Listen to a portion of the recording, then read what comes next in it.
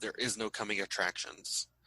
Oh, really? It's not the same on every platform, and I watch it through Apple TV CBS app. Okay, I watch it through CBS All Access app on the NVIDIA Shield. All right, then I won't talk about them. Never mind. Yeah, if I watch the Ready Room, they'll give me a clip, but it's not a coming attraction. Gotcha. So when I listen to your show and you guys talk about the coming attractions, we're rooting it for you. Yeah, thanks a lot. I'll try to stop doing that. The sad part is, and I say it every time, I'm trying not to see them. You do. You say that every time, but I know it's really me because I keep listening, and you're like, "Oh, we're going to talk about this." I'm like, I could skip ahead 15 seconds, but and that's all it would take too. Is like 15 seconds. And I might miss something really good. Well, I'm glad you think that highly of the show. So, but it drives me nuts because it really happens too quickly for me to find the remote, and usually I'm like holding the remote about halfway through, so I don't. But I get so involved in the episode that I lose the remote somewhere, and now, no, it happened again. Yeah, I've been lost in every episode, too. When the episode ends, like, there's been a couple of times I've just wanted to throw my remote at the TV, like, give me the next damn episode. Yeah, that's... So I said it's good that they're dropping them week by week because it gives me something to watch every week, opposed to, like, a mass, season dump. But at the end of some of these episodes, I'm like, man, I want to just binge watch this. It would have been over. But I want to say something, though. I thought it was really interesting. We got some other science fiction references in this show. They reference Star Wars. Yes. When they talk about going into the asteroid, and then, of course, in the same line, they reference Discovery because they comment about the Gormigander. I had that written down, too. Which was really cool. For any of us who like both franchises and are equal opportunists. Yes. And then I forget which character it was. I want to say maybe it was Jurati who had said, "Are you going to shoot me out of this place in an airlock?" And that reminds me a little bit of Ripley from Aliens. You remember that part of the show? It does, but it was Rafi who says it because he goes to her and he's about to talk to her about why they're able to follow. So he hasn't actually said, "I think it's you," but he's saying, "I think it's you." And she says that line. And to me, I was like, "Oh, that's definitely an Aliens reference or an Alien reference." Yes. Yeah, that's interesting. And I even wrote down the Gormigander. I don't know why. I know I didn't bring it up. We've been talking about everything, and there's just so much. That was the first thing my wife said when she finished the episode. I said to her, "What did you think?" She goes, "Wow, there was so much information in this episode. My head is spinning." Yeah, it was really crazy. I don't think we've had an episode that's been this intense since episode 2. Yeah, you're probably right. And episode 2 was insane. It was. You had to watch it 3 or 4 times to catch all the nuances. Yeah. Yeah, and I'm glad that we haven't had episodes like that every week because I don't have that kind of time. But I wouldn't be that upset if it was because they are really good. Amy had mentioned that she wasn't thrilled that the Next Generation theme had been used a couple of times in previous episodes. Yeah. She'll be happy that the Picard theme is used several times throughout this episode. I made a note of that specifically for her. Huh. Interesting. I don't listen to that kind of stuff. That's not... I should listen better, but I don't. Yeah, it jumped out at me. I was really happy that I was able to do a podcast today with you because Amy keeps talking about Riker and Troy showing up, and Troy's obviously her girl. She misses it. She misses it. I thought that too. It's like every episode I had to hear about when is it going to happen, when is it going to happen, when is it going to happen. Now she doesn't see it. Hey, but she's on the Star Trek cruise with Gates McFadden, so I'm jealous. Me too. My daughter is literally named after her character. Oh my goodness, she's so beautiful. My daughter, me and my wife could not agree on a name whatsoever. We were playing the Star Trek collectible, where you customizable card game. Not the one we used to buy packs, but the box set. So you'd buy a box and you play out of the box, right? And we were arguing over the name while playing. We're just like, I don't like that. I don't like this, blah, blah, blah. How about no? Okay, what about no?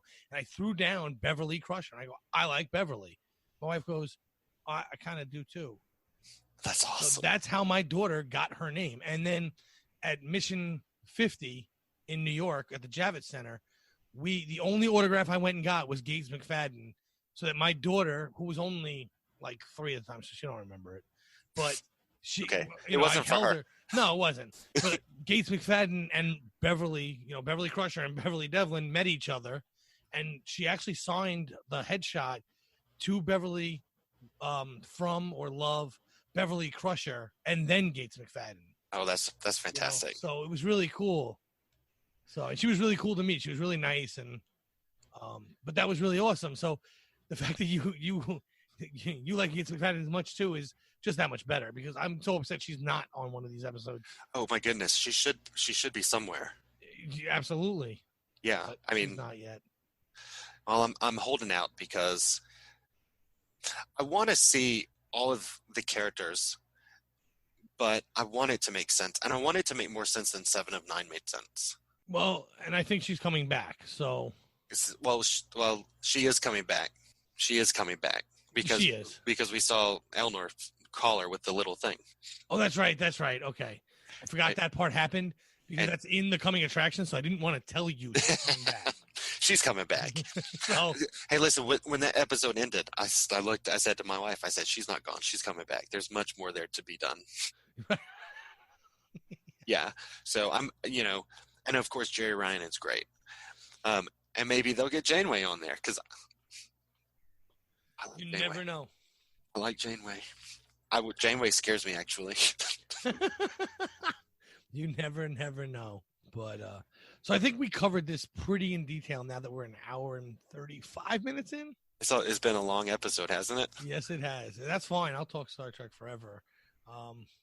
But where can our listeners find you on the internet? Just a quick shout out to a few people. My family up in New York, Pete, Joe, Deanna, and Aurora, Tommy. You guys introduced me to Star Trek. Love y'all. Polly Hogg said we always exchanging gifts back and forth. Hey, Polly. My good friend Casey Chadwick for always having great conversations and trying to prove me wrong and failing. My wonderful babies, my 3 wonderful babies, starting with my little Adeline, my strawberry Olivia, and of course my big girl Kylie. Love you bunches. My wife, who is amazing and perfect. She tolerates everything I say all the time, which is, I know, a big strain for her, but a privilege for me. And then, of course, my mom and my dad. I love you guys both, bunches. Hope you enjoyed everything I had to say, y'all. So you can find me on the Instagrams. I've got 2 pages. If you just look up my name, Kevin Parlagrco, you just put that in there exactly the way that it's spelled. You can find me. I've got a page. There's a personal page basically about me, and then there's a page where I put some of my art on there. And then you can find me on Facebook under the same name. Awesome. And for the listener, if they're not looking at the Facebook post, it's Parlagreco is Parlagrco.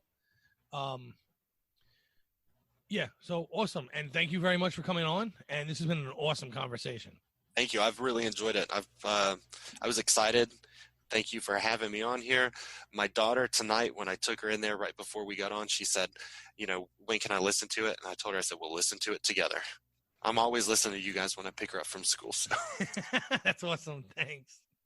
All right. Please join us on our Facebook page at UFP Earth, where we would love to hear what you think of this episode. You can find me on this network with Mickey's Marvels. As I said last week, the next episode of Mickey's Marvels will be a little bit of a swerve. It'll be my son, Michael. He'll be on talking about Bolt with me because, as I've said a few times with Amy being on the Star Trek cruise, Tribs is also on the Star Trek cruise. I'm like the only person not on this ship. But that's okay. I'm all right with that. I have to be because it's almost over. Please go to iTunes. Oh, you can also find me on Twitter and on Twitch under Magic Drop 5. There's no spaces, and the 5 is a digit. I'm currently playing World of Warcraft, and that's really it. Maybe Warcraft 3, but mostly World of Warcraft right now when I have time. You can also find me on the UFP Facebook page, where if you comment, we talk back. I talk back. I'm sure Kevin will respond because I'm normally talking to Kevin on the Facebook page. I will respond. So you can have, if you want to talk more in depth about this episode, that's where you can find us. Tell me how wrong I was. It's always fun when they tell you you're wrong, as long as they give a good argument for it. I'm down. But yeah, so yeah, that's about all the places you'll find me now. So please go to iTunes and leave us a star rating and written review. That will help others find our podcast, and let us know what you'd like more for us to discuss. We're open to your ideas. We also are having that giveaway still. It's still active, so if you do give a written review at this time, you will be entered into a drawing for an NCC 1701D Bluetooth speaker. It's really awesome, and I'm just not eligible to win it, so I'm upset. At this time, we would like to thank our executive producers who make this all possible. They are Brandon-Shea, Ken Tripp, Zach Moore, and Tony Robinson. Thank you for all that you do for this network. And thank you for listening, and we hope you'll join us as we search out all good things.